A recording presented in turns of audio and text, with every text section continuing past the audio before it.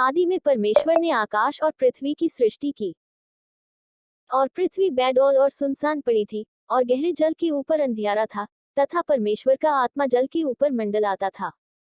तब परमेश्वर ने कहा, उजियाला हो, तो उजियाला हो गया। और परमेश्वर ने उजियाले को देखा कि अच्छा है, और परमेश्वर ने उजियाले को अंधियारे से अलग किया। और परमेश्वर ने उजियाले को दिन और अंधियारे को रात कहा। तथा सांझ हुई फिर भोर हुआ। इस प्रकार पहला दिन हो गया। फिर परमेश्वर ने कहा, जल के बीच एक ऐसा अंतर हो कि जल दो भाग हो जाए। तब परमेश्वर ने एक अंतर करके उसके नीचे के जल और उसके ऊपर के जल को अलग अलग किया, और वैसा ही हो गया। और परमेश्वर ने उस अंतर को आकाश कहा। तथा सांझ हुई फिर भोर हुआ। इस प्रकार दूसरा दिन हो गया।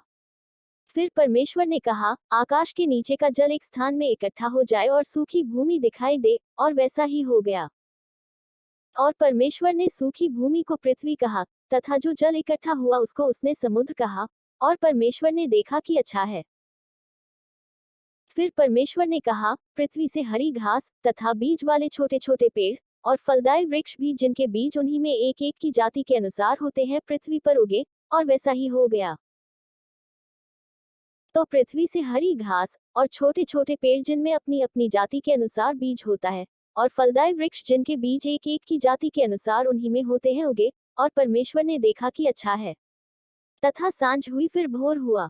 इस प्रकार तीसरा दिन हो गया। फिर परमेश्वर ने कहा, दिन को रात से अलग करने के लिए आकाश के अंतर में ज्योतियां हों, और वे चिन्हों और नियत समयों और दिनों और वर्षों के कारण हों। और वे ज्योतियां आकाश के अंतर में पृथ्वी पर प्रकाश देने वाली भी ठहरे, और वैसा ही हो गया।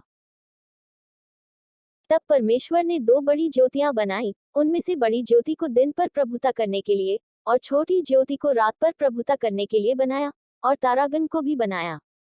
परमेश्वर ने उनको आकाश के अंतर में इसलिए रखा कि वे पृथ्वी पर प्रकाश दें, तथा दिन और रात पर प्रभुता करें, और उजियाले को अंधियारे से अलग करें। और परमेश्वर ने देखा कि अच्छा है। तथा सांझ हुई फिर भोर हुआ। इस प्रकार चौथा दिन हो गया।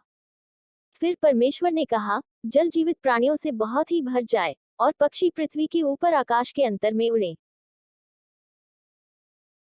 इसलिए परमेश्वर ने जाति जाति के बड़े बड़े जल जंतुओं की और उन सब जीवित प्राणियों की भी सृष्टि की, जो चलते फिरते हैं, जिनसे जल बहुत ही भर गया, और एक एक जाति के उड़ने वाले पक्षियों की भी सृष्टि की। और परमेश्वर ने देखा कि अच्छा है।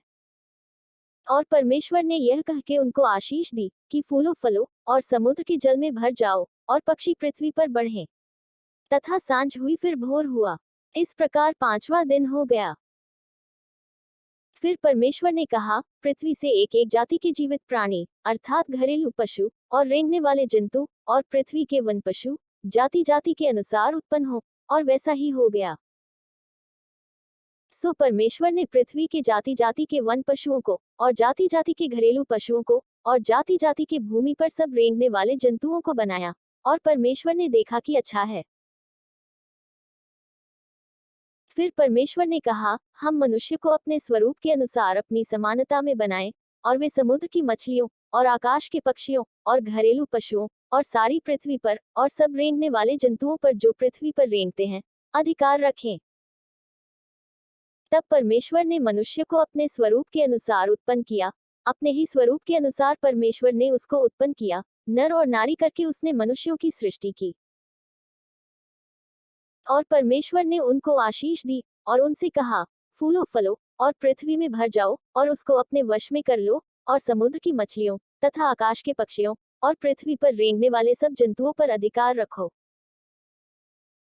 फिर परमेश्वर ने उनसे कहा, सुनो, जितने बीज वाले छोटे छोटे पेड़ सारी पृथ्वी के ऊपर हैं, और जितने वृक्षों में बीज वाले फल होते हैं, वे सब मैंने तुमको दिए हैं, वे तुम्हारे भोजन के लिए हैं।